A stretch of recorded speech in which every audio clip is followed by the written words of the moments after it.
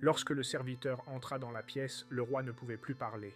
Ses lèvres étaient serrées, ses dents étaient cassées, et un liquide trouble, à l'odeur de soufre et de vinaigre, suintait de ses orbites. Les draps portaient les traces des ongles qui avaient été arrachés de sa chair. La porte s'ouvrit en grinçant, le roi s'agita et poussa un halètement, pas un appel, pas un ordre, mais comme une protestation contre la présence d'un autre corps vivant. Le serviteur recula, mais ne sortit pas. Il savait déjà que le roi était vivant, et toujours dangereux. C'était dans les dernières semaines avant l'automne de l'année 1483. Louis XI, surnommé de son vivant la toile d'araignée, gisait dans le château du Plessis-le-Tour, entouré d'un silence qui ressemblait plutôt à la chambre scellée des morts. L'accès à cette pièce était strictement limité. Le chroniqueur Jean de Lannes rapporte 3 portiers, 7 serviteurs, un escalier et une chambre. Tout le monde est silencieux. Personne n'y entre 2 fois. Le roi ne s'était pas montré en public depuis 4 mois. Les courtisans chuchotaient qu'il avait une grosse fièvre, une malédiction, un complot. L'un d'eux disait que Louis, dans une crise, avait mangé la viande de l'évêque. Un autre disait qu'il ne mangeait plus du tout, mais qu'il se nourrissait uniquement de serpents et d'eau morte. Le principal guérisseur du royaume, Maître Thibaut, a été renvoyé au printemps sans explication. Il a été remplacé par Frère Pierre, un moine d'un monastère de Touraine. Il a apporté un coffre rempli de potions, de livres et d'une caisse contenant des intestins d'animaux. Selon le greffier du palais, Frère Pierre effectuait des purifications quotidiennes. Cela comprenait la saignée de sa langue, le frottement de ses oreilles avec de la pommade au cuivre et la combustion de papier avec des prières sous son oreiller. Tous les 3 jours, de la fumée était introduite dans les chambres, un mélange de goudron, de cendres de vêtements brûlés et d'encens.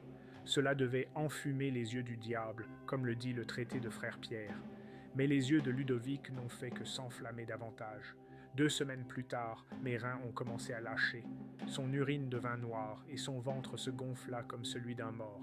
Des plaies aux bords durs et au centre aqueux se formèrent sur la peau du roi. Elles recouvraient son cou, sa nuque et son dos. L'un des serviteurs qui le tenait lorsqu'il s'est retourné a dit après coup « La peau collée au drap ». Et quand ils l'ont retiré, il n'a pas crié. Il a ri. La voix de Ludovic disparut. Elle fut remplacée par des gestes, aigus comme des spasmes et souvent dirigés vers le plafond.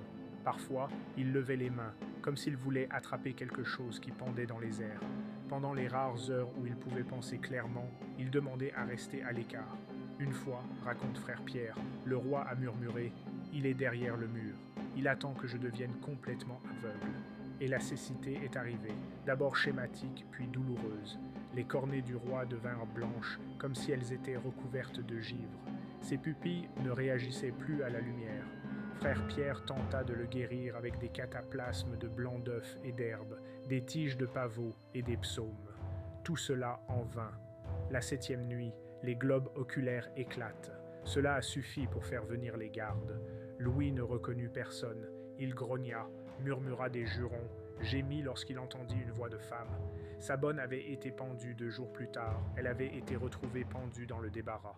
Auparavant, on l'avait vu sortir des appartements du roi, le visage déchiré, en disant « Il veille maintenant de l'intérieur ». Tandis que le corps se décomposait, la couronne lui échappait lentement des mains. Le dauphin Charles gère les affaires de l'État, mais les nobles ne le reconnaissent pas entièrement. Les anciens conseillers du roi, Joubert, d'Épinay, Armand, se réunissaient séparément et échafaudaient des plans pour une régence, pour un changement d'héritier.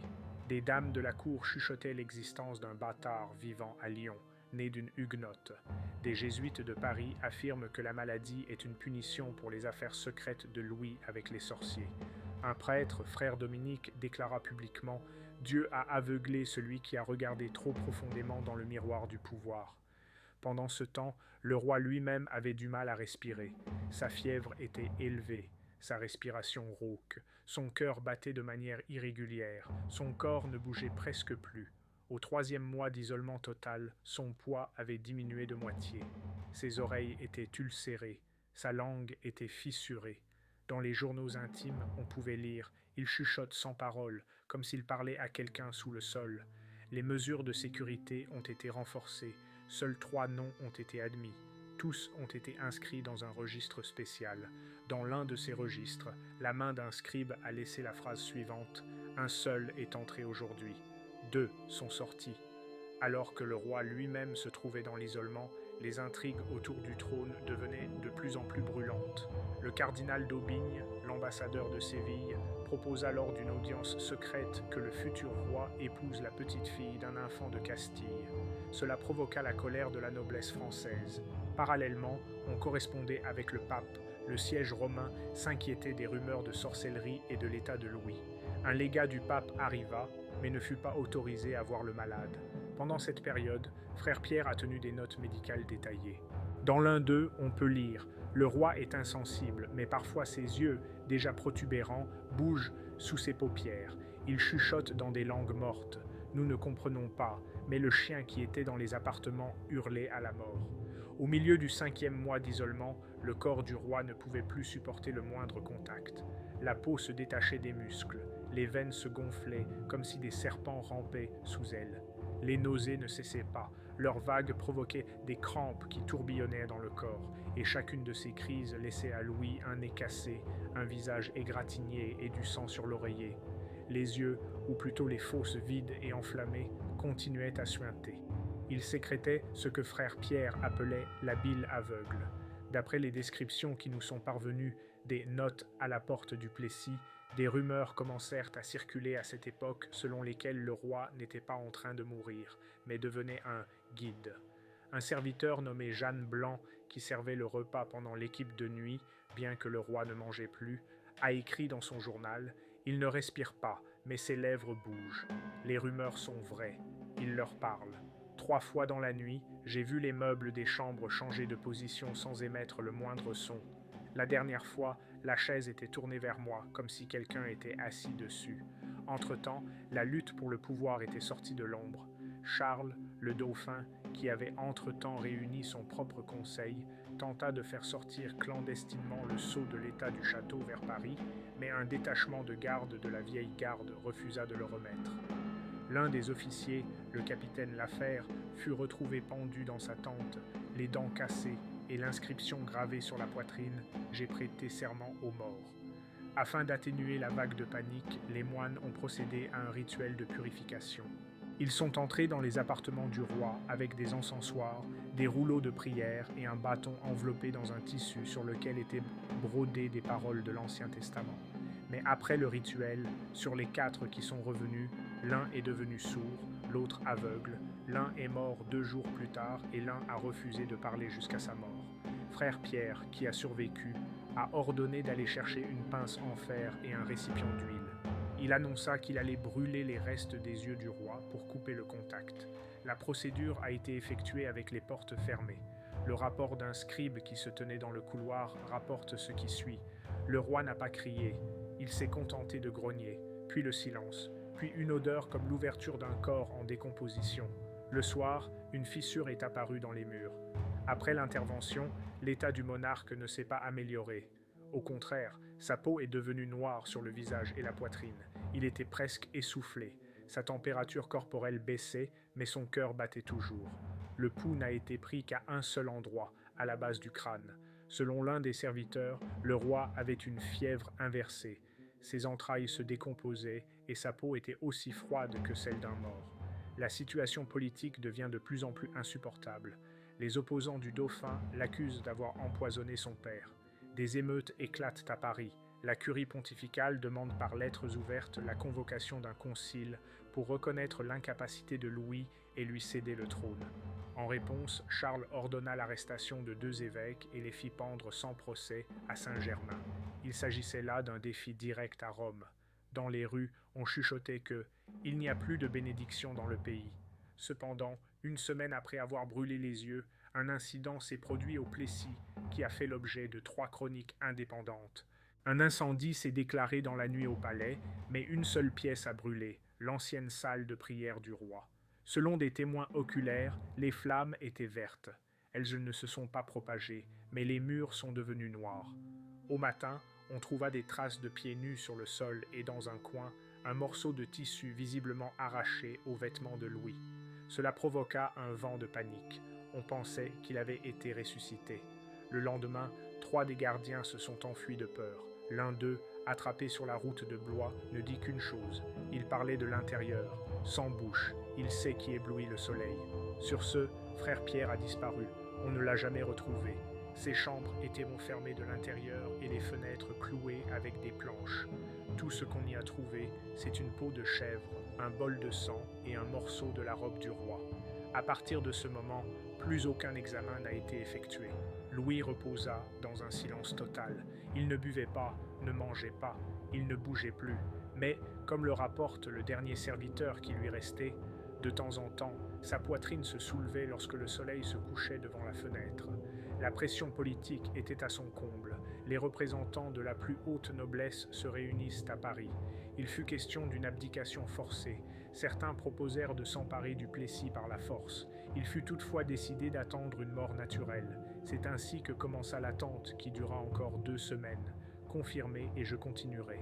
Dans le prochain épisode, la mort de Louis, les détails atroces de l'embaumement, la réaction à Paris et les premières victimes de la lutte pour l'héritage. Le corps est mort dans la 6e nuit de septembre, ou bien il ne bougeait plus. Il est impossible d'être plus précis. Un domestique qui était de service à la porte a déclaré dans une déclaration sous serment « Vers minuit, il y a eu un clic de l'intérieur, comme si le cuir avait craqué, puis plus aucun bruit, pas de respiration, juste une odeur, comme une vieille bougie dans un tombeau. » L'ambulancier admis au matin n'a constaté aucune respiration ni aucun battement de cœur. Les yeux, ou plutôt les orbites béantes, étaient pleins de sécrétions épaisses et séchées, durcies comme de la cire. Le roi Louis XI était mort, mais l'ordre d'enlever le corps ne fut pas suivi. La cour attendit et se taisait. Le 2e jour après sa mort, alors que le corps commençait à dégager une chaleur qui contrastait étrangement avec sa peau récemment glacée, on décida de commencer l'embaumement. 3 hommes se chargèrent de l'embaumement. Maître François, un sculpteur sur cuir, Adam, un chirurgien d'Orléans, et l'un des moines restant à la cour, frère Tom, un lecteur d'évangile.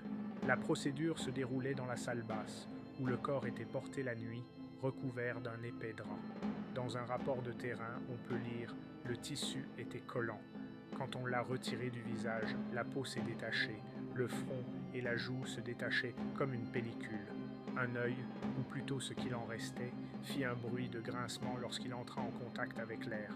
En ouvrant l'abdomen, on découvrit le foie, noir comme du charbon et fondu dans l'estomac, le cœur, déformé et mou, les intestins, encombrés de masses insolubles qui exhalaient à l'odeur putride du vieux sang. Les poumons étaient aussi secs qu'une éponge carbonisée. Maître Adam a noté dans ses notes, tous les viscères semblaient brûler de l'intérieur, comme si le corps avait été lentement cuit dans du poison. Mais la découverte la plus macabre l'attendait dans le crâne. Lorsque l'on a retiré l'os occipital lors de l'autopsie, on a trouvé à l'intérieur. Le cerveau était presque entièrement dissous. La masse était sombre, avec des veines violettes. Sur les bords, il y avait des traces d'un enduit inconnu, dense, avec une odeur de craie et de brûlure. Le frère de Tom a expliqué, c'est un signe, il parlait avec d'autres mots que les siens, il y avait en lui une langue étrangère. Après l'autopsie, le corps a été lavé au vinaigre, enduit de goudron et versé dans un sarcophage en bois.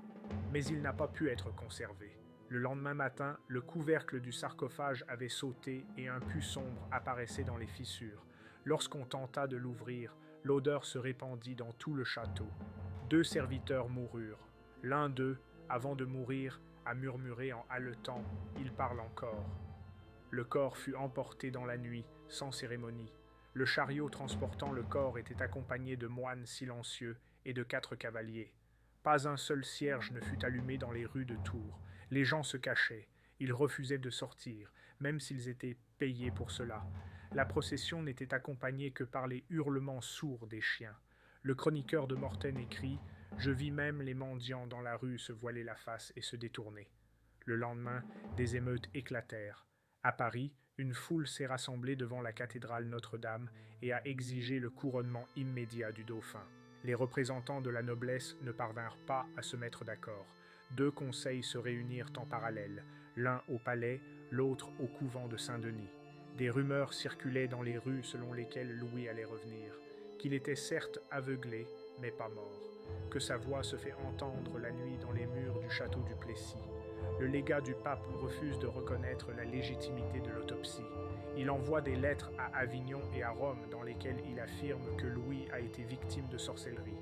L'un des cardinaux proches présents lors de l'autopsie écrivit plus tard dans une lettre « Le fait que nous ayons brûlé les yeux du roi a peut-être sauvé le pays, mais cela n'invalide pas la malédiction. » Après les funérailles, qui se sont déroulées à huis clos, au cours desquelles le prêtre a été excommunié et aucune cloche n'a sonné, 3 des personnes ayant participé à l'autopsie ont disparu. L'un d'eux a été retrouvé dans un puits. Un autre a été retrouvé avec des traces de torture. Le 3e disparu sans laisser de traces. Dans les semaines qui suivirent, les murs du Plessis et de Saint-Denis commencèrent à brûler et à se fissurer spontanément, et il y eut même un effondrement de plafond dont le rapport de l'inspecteur des bâtiments a été conservé. Le couronnement de Charles n'eut lieu que 3 semaines après la mort de Louis. Tous n'étaient pas présents. 3 ducs refusèrent de le reconnaître comme roi. L'un d'eux fut empoisonné 1 mois plus tard. Un autre disparut dans la rue. Le 3e refusa de venir à Paris et fut bientôt déclaré traître.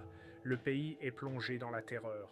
Sur les marchés, on vend des tableaux de Louis aux orbites vides. Les paysans enterrent des miroirs et les devins de la rue prédisent la mort du roi.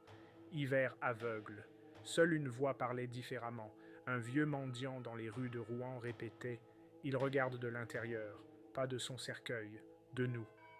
Selon les notes du moine Mathieu de Tours, une semaine après les funérailles, on trouva dans la bibliothèque du monastère de l'abbaye Saint-Martin un parchemin signé de la main d'un serviteur qui avait servi sous Louis pendant les 3 derniers mois. On n'y trouve qu'un seul aveu. Ils ne lui ont pas brûlé les yeux, ils ont essayé de fermer les portes.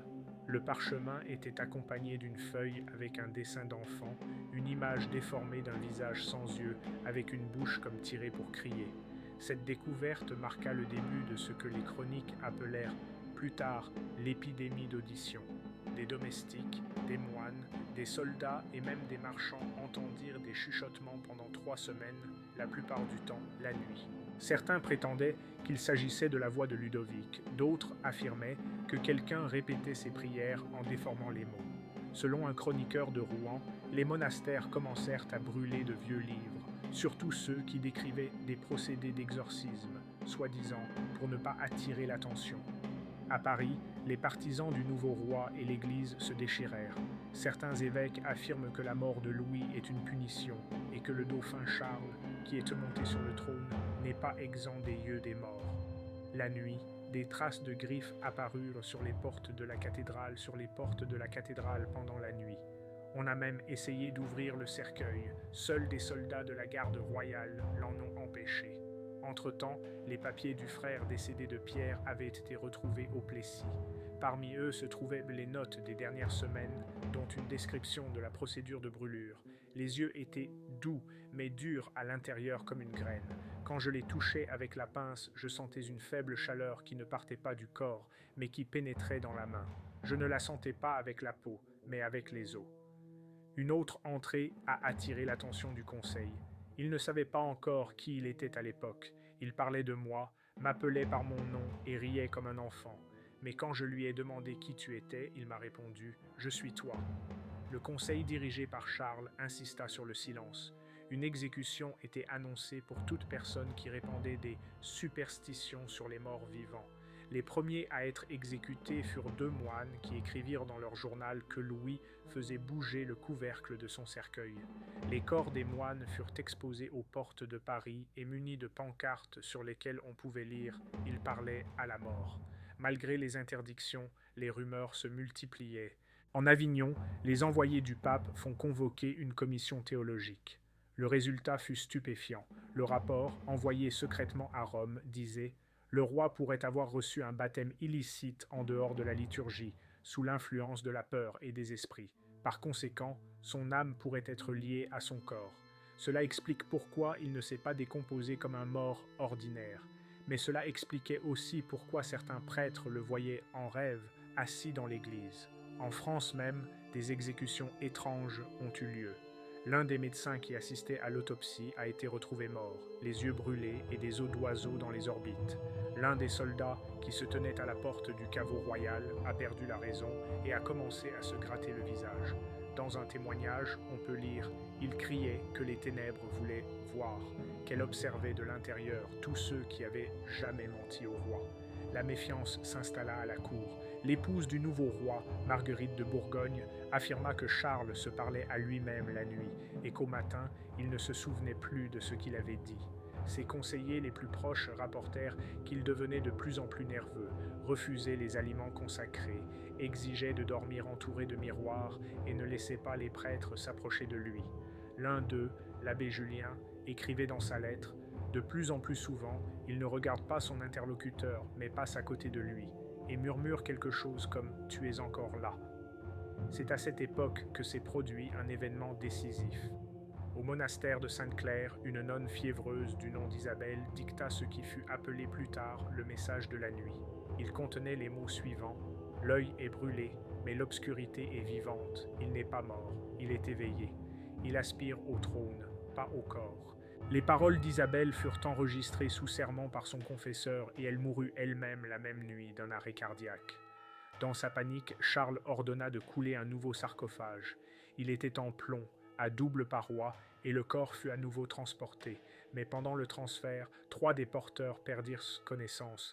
Ils ont perdu connaissance. L'un d'eux est mort 24 heures plus tard. Le deuxième a dit avoir entendu une voix appeler son nom. Et le troisième s'est crevé les yeux avec un couteau. Le 40e jour après la mort du roi Louis, alors que les rues de Paris fumaient encore des feux où l'on brûlait les œuvres des médecins et les journaux des moines, le sceau royal disparut de l'abbaye de Saint-Germain-des-Prés. Le sceau servait à signer les décrets, les exécutions secrètes et les privilèges de la noblesse. Il était conservé dans une capsule en acajou gardée par 3 chevaliers, chacun jurant sur l'Évangile de ne pas quitter son poste. Mais au matin, seuls 2 corps furent découverts. Le 3e n'a pas été retrouvé. Un cercle avait été gravé dans la pierre à l'endroit où se trouvait la capsule, et selon les témoignages, il contenait du sang rassis et encore chaud. Cette perte a bouleversé Paris. La rumeur se répandit dans la ville que le sceau n'avait pas été pris de main d'homme. Certains chuchotaient que Louis, privé de ses yeux, continuait à signer des décrets, que la mort de son corps n'avait pas arrêté sa volonté, et que les décrets viendraient de l'intérieur de son corps, de là où se mêlent pouvoir et ténèbres. Pendant ce temps, les lynchages ont commencé dans la vallée de la Loire. Les villageois qui avaient entendu des histoires de voix commencèrent à chasser les prêtres et les médecins car ils les soupçonnaient de maintenir la malédiction. Maintenir la malédiction. À Blois, une foule a pendu un apothicaire. À Tours, ils ont mis le feu à un hôpital monastique. Extrait de rapport. La foule exige la livraison de tous ceux qui ont touché le corps du roi, car chacun d'eux porte la marque. Ils ont été jetés dans la rivière ou dans une fosse, les yeux ayant été préalablement crevés. Charles, qui était déjà couronné, commença à perdre pied. Son visage s'amincissait et sa peau se tachait. Il ne se mêlait plus au peuple. Son plus proche conseiller, le comte de Saint-Clair, fut retrouvé dans les caves du Louvre, la langue arrachée et un slogan gravé sur la poitrine. Il entend tout. C'est le premier d'une série de décès à la cour, traités comme des suicides, mais qui présentent des signes de torture. La peur se répand parmi la noblesse. Les anciens ducs qui avaient servi sous Louis se retirèrent dans leur propre pays. Mais là non plus, ils ne trouvèrent pas la paix. L'un d'eux mourut d'une perforation intestinale après un cauchemar, un autre d'une fièvre inconnue. Les médecins refusaient de décrire les symptômes. Les yeux commençaient à s'aveugler, les oreilles entendaient des voix, le sang s'épaississait dans les veines comme du plomb. L'émissaire du pape arrivé à Paris a été empoisonné le 3e jour dans le couvent. Avant de mourir, il a écrit « Je ne crois pas que nous ayons enterré cet homme, il y avait autre chose en lui, et cela n'a pas encore disparu. » Entre-temps, les moines de l'ordre de Saint-Barthélemy, qui se cachaient à Châlons, ont publié un texte intitulé « La révélation du trône maudit ». Ils y affirment que Louis a rompu de son vivant son vœu de sainte communion et a adopté le rite de purification d'une secte inconnue qui aurait été active à la cour. Ce rite impliquait l'utilisation de restes humains, du sang d'innocents et la privation de la vue pour voir avec l'âme. Ce faisant, les moines affirmaient que le corps du roi devenait un réceptacle pour d'autres forces. Leurs paroles furent confirmé par le témoignage de l'un des serviteurs. Il a dit que ses yeux étaient sur le chemin, que Dieu se cachait derrière l'obscurité, que nous étions tous aveugles à sa lumière. Charles, horrifié, ordonna une recherche de toute mention des rites secrets de l'époque de Louis. Les scribes, les écrivains, les chroniqueurs furent pourchassés. De nombreuses personnes disparurent, des archives furent brûlées, des témoins furent torturés, mais de plus en plus de cadavres furent retrouvés, les yeux brûlés et portant des signes ressemblant au sceau royal. Un tel incident s'est produit au monastère de Saint-Rémy. 3 inquisiteurs y furent envoyés pour interroger des moines qui conservaient des manuscrits datant de l'époque de Louis. 2 jours plus tard, le monastère entier brûla. Des corps furent retrouvés dans les décombres, sans yeux et avec des articulations disloquées. Un inquisiteur survécut. On le retrouva dans une cellule avec ces mots gravés sur le mur. Il est éternel. Sa mort n'est pas la fin, mais un œil. Le 43e jour après la disparition du sceau royal, à minuit, les tapisseries du hall du Louvre s'écroulèrent. L'intendant qui montait la garde devant les appartements de Charles entendit un cri qui n'avait rien d'humain, mais qui était étouffé, comme s'il venait de l'intérieur des murs. Lorsque les gardes se précipitent à l'intérieur, les appartements sont vides. Pas de roi, pas de corps. Au milieu de la pièce, une trace de pieds nus, ensanglantés. Un des coussins était en feu, alors qu'il n'y avait ni bougie ni feu dans la pièce. Une recherche fut lancée. L'ensemble de la garde royale, les évêques et même les chevaliers de l'ordre de Saint-Michel furent impliqués dans la recherche du monarque. Ils ne trouvèrent rien d'autre qu'une chemise déchirée, coincée entre les battants de la fenêtre. Sur le tissu, il y avait une tache sombre et une croix brodée qui ressemblait à un miroir. Personne ne pouvait expliquer comment la chemise s'était retrouvée entre la vitre et le cadre. Le refus de Rome de reconnaître l'autorité de la France jusqu'à ce que les circonstances de la disparition du roi et la sécurité du trône soient éclaircies ne tarda pas à suivre. Les insignes sacrés qui avaient été offerts au monastère de Chartres apparurent comme disparus. Tous les novices s'enfuirent du monastère. Un abbé, recueilli dans la rue, déclara « Le trône est vide, mais il parle. Nous n'avons pas pu prier. Il n'écoute pas. » Paris était rempli de rumeurs. Les gens affirmaient avoir vu Charles dans les rues, dans les auberges, dans les temples. Il n'avait pas d'yeux, portait un manteau royal et marchait en silence parmi la foule.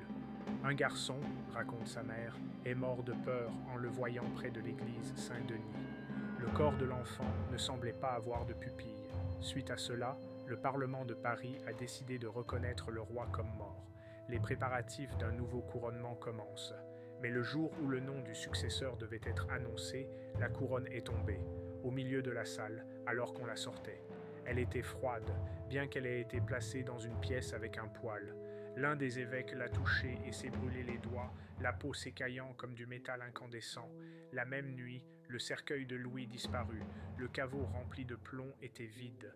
Les témoins qui l'avaient vu en premier n'avaient décrit que des cendres et un cercle de métal sur le sol en pierre. Il n'y avait aucune trace d'autopsie. Les gardiens affirmèrent que personne n'était entré dans la tombe. Une semaine plus tard, un vieil homme vêtu de haillons se présenta à l'église de Notre-Dame pour se confesser et dit, avant de mourir, « Je l'ai vu ressusciter, je l'ai vu ressusciter. Les yeux ne se souviendront pas reviennent, mais les ténèbres se souviennent du chemin. Il est maintenant entre les murs. Ne le cherchez pas dans les cercueils. » Le corps de l'aîné disparut avant même l'arrivée des gendarmes. À partir de ce moment, la France se retrouva effectivement sans monarque.